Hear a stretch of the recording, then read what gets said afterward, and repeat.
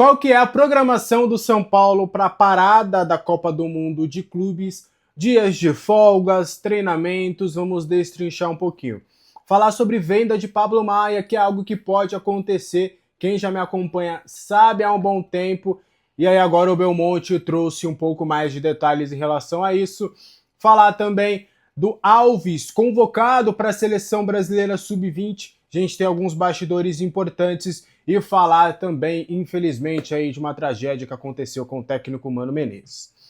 Bora falar sobre o São Paulo Futebol Clube. Senhoras e senhores, respeitável público, começando mais um vídeo aqui no meu canal para a gente falar sobre São Paulo Futebol Clube. Um prazer para quem não me conhece, eu sou Alexandre Vieira, jornalista, e agora eu vou te deixar super bem informado sobre as últimas do São Paulo.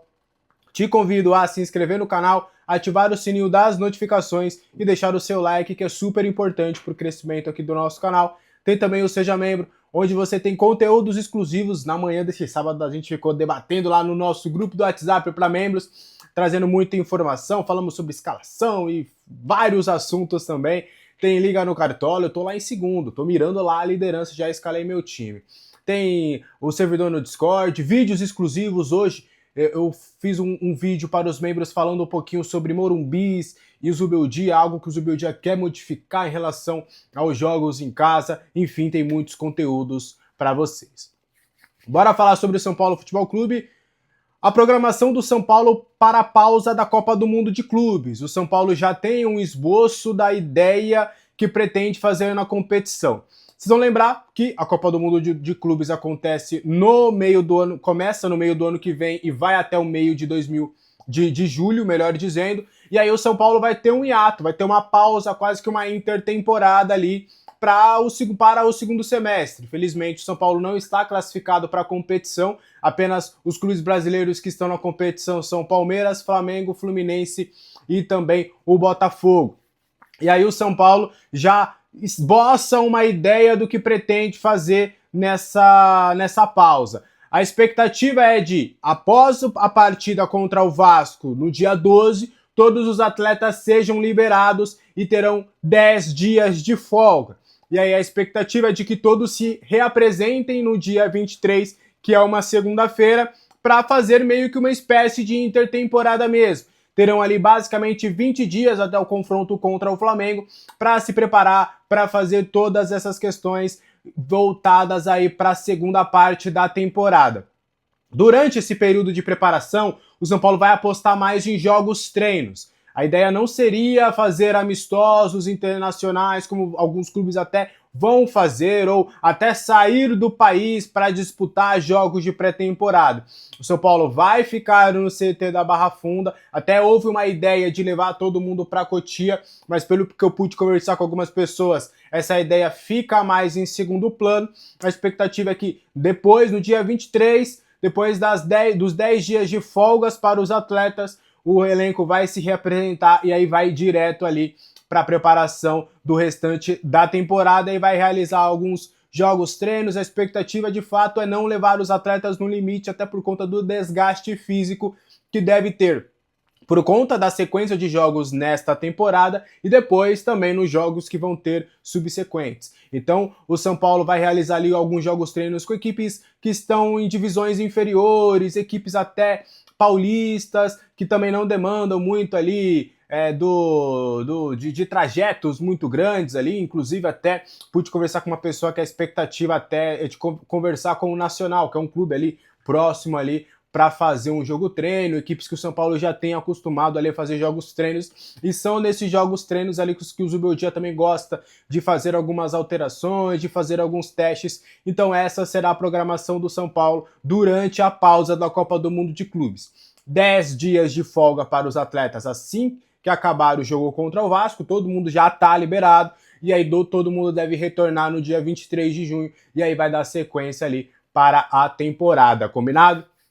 Bora continuar trazendo mais informação? Bora trazer uma informação que é triste, infelizmente, né? O técnico Mano Menezes, ele foi liberado do jogo contra o São Paulo. Daqui a pouco ele não vai estar na beira do campo e por um motivo muito ruim.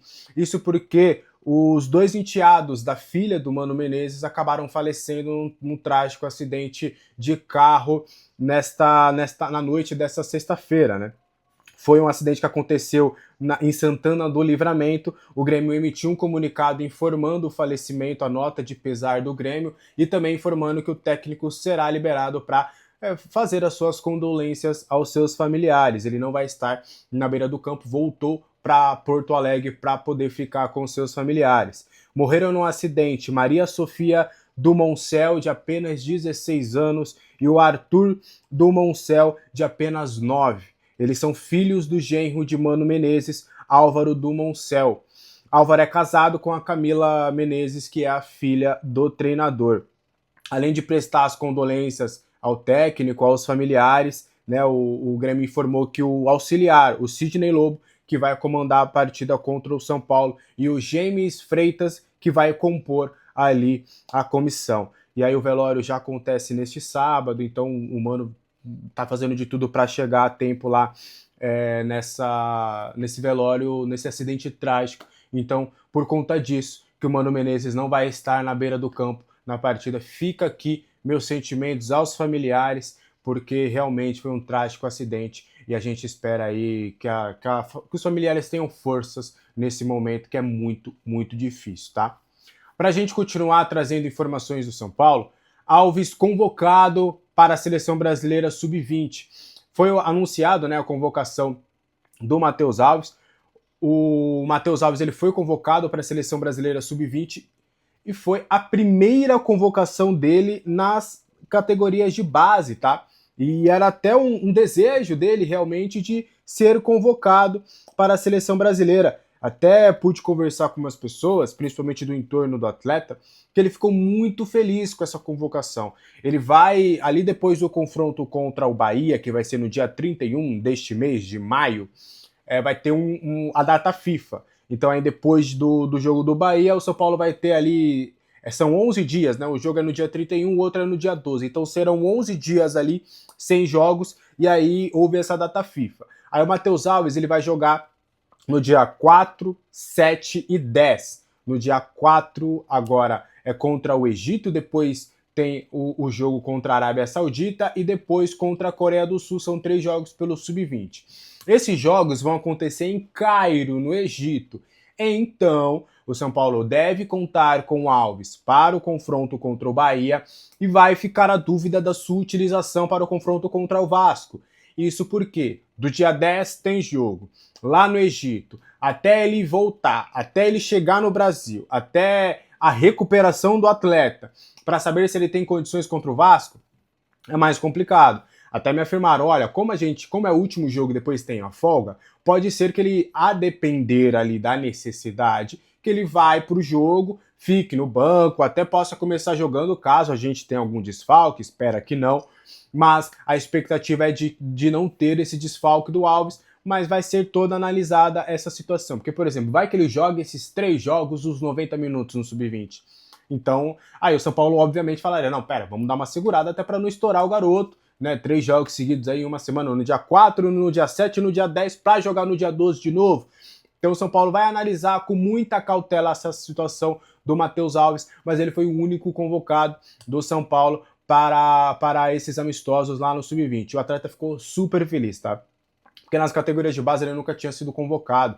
E era um desejo dele, né, de já começar realmente, já nas categorias de base, a ter essa rodagem, né, como jogador de seleção brasileira. Ele, obviamente, para um futuro até não muito distante, a médio prazo, ele pretende, né, uma ida para o futebol europeu, num futebol competitivo, alinhado também com uma convocação para a seleção brasileira. E isso também é importante para o São Paulo, porque é um jogador que vai se valorizar ainda mais no mercado.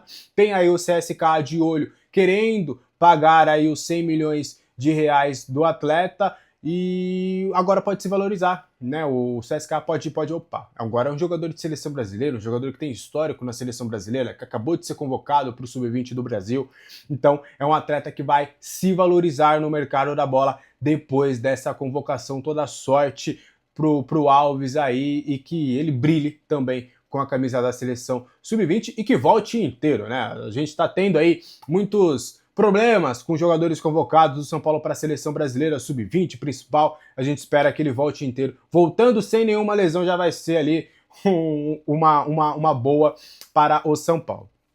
Para a gente fechar o vídeo de hoje, venda de Pablo Maia. Vamos falar sobre o volante do São Paulo? A gente já vem falando há um bom tempo, até antes da entrevista do Belmonte lá para o Zona Mista do Hernan, de que o São Paulo já... Eu até já tinha conversado para vocês que com a lesão do Pablo e com a tendência dele voltar só depois do Super Mundial, só depois ali em meados ali de agosto, existia uma dificuldade muito grande de acreditar que o Pablo poderia ser uma venda. Mas desde que esse prognóstico foi adiantado, foi caindo para o retorno do Pablo e ele voltando já neste mês, várias pessoas ali do São Paulo e também do próprio entorno do jogador já acreditam que sim, que possa pintar uma venda no meio do ano.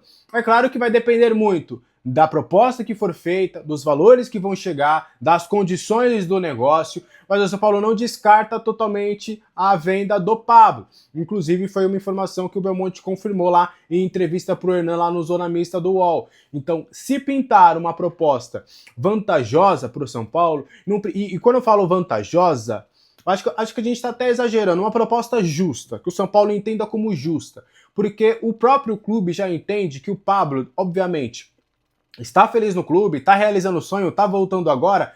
Acho que ninguém vai ficar triste se o Pablo realmente ficar nessa janela de transferências. Mas há um desejo, um sonho do jogador de fato ter essa realização de jogar no futebol europeu. Então, se chegar uma proposta que o São Paulo fala, olha, é uma proposta justa pelo Pablo e as condições são justas, pode não ser a, nossa, que venda maravilhosa, mas são valores justos, o São Paulo vai topar, até porque tem meio que um acordo de cavalheiros, tá? E quando eu falo acordo de cavalheiros, não é nada no papel, assinado, uma cláusula, mas é um acordo, ó, Pablo, chegando uma proposta vantajosa aqui pra gente, chegando uma proposta justa, a gente não vai te segurar, tá? Você tem esse sonho de ir pra Europa, já era pra você ter em 2023, a gente te segurou, era pra você ir em 2024, infelizmente teve a lesão, e aí agora, já que você tá inteiro, se chegar uma proposta, se o seu staff conseguir trazer pra gente uma proposta que de fato seja razoável, a gente vai realizar essa venda aí. Então é meio que um combinado, meio que um acordo de cavalheiros aí para essa venda do Pablo Maia. E aí, claro, o São Paulo vai avaliar essa situação. Caso chegue essa proposta, o São Paulo vai dar uma olhada no seu plantel e provavelmente vai começar também a observar o mercado em busca de um primeiro volante.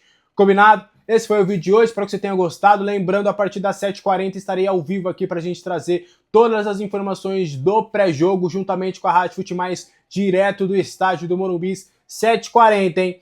Coloca na agenda que a gente vai estar ao vivo aqui para trazer todas as emoções de São Paulo e Grêmio. Esse esquenta, o cheiro da grama direto lá do estádio. E depois, o juiz apitou, vem para cá de novo, que a gente vai ter o nosso pós-jogo com a maior qualidade, para a gente analisar tudo que vai acontecer aí nesse confronto, que a gente espera que venham os 3 pontos. Belezinha? Bom sábado pra todo mundo. Sábado é dia de feijoada. Comeu sua feijuca? Você gosta de uma cervejinha, já tá na cervejinha aí, ou a caipirinha? Como é que tá a sua situação? Eu fui aqui no famoso hambúrguer, aqui ó, rapaz, um hambúrguer de linguiça, lá ele. Rapaz, eu que fiz, tá? Eu que fiz no pão francês. Pô, ficou show de bola. A Patora também adorou com uma batatinha frita na airfryer. Rapaz do céu! Aí agora um Netflix, relaxar, bonitinho, até a gente começar os trabalhos na hora do jogo aqui. Belezinha? Um abraço, bom sábado, bom jogo, tchau!